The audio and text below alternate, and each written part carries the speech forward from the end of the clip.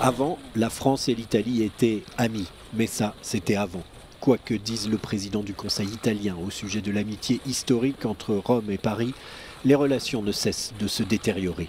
Après les propos polémiques des dirigeants italiens sur l'attitude de la France envers l'Afrique et sa responsabilité dans le dossier de l'immigration, Matteo Salvini a poursuivi hier ses attaques dans une vidéo postée sur les réseaux sociaux, des attaques cette fois ciblées sur Emmanuel Macron. Il nous donne des leçons de générosité, de bonté, d'hospitalité, de solidarité. Puis il rejette des milliers de migrants à la frontière italienne, à Vintimille et dans le Piémont. J'espère que les Français seront bientôt en mesure de se débarrasser d'un très mauvais président. Luigi Di Maio, le vice-président du Conseil italien, accuse de son côté la France d'appauvrir l'Afrique et favoriser l'immigration. Si la France n'avait pas les colonies africaines, parce que c'est bien comme ça qu'il faut les appeler, elle serait la 15e force économique mondiale. Au lieu de cela, elle est parmi les premières, grâce à ses combines en Afrique.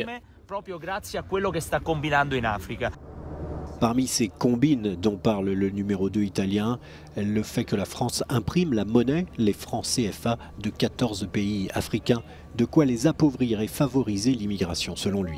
Hier, l'ambassadrice italienne a été convoquée au ministère français des Affaires étrangères. Les relations entre Paris et Rome se sont rafraîchies quand cet été, quelques semaines après l'arrivée au pouvoir de l'extrême droite en Italie, les ports italiens ont été fermés aux migrants, suscitant les critiques françaises. L'attitude du gouvernement italien est à vomir, avait même déclaré Gabriel Attal, le porte-parole de La République en marche. Des dirigeants italiens ont aussi prétendu que la France, afin de préserver ses intérêts pétroliers, n'avait pas intérêt à stabiliser la situation en Libye.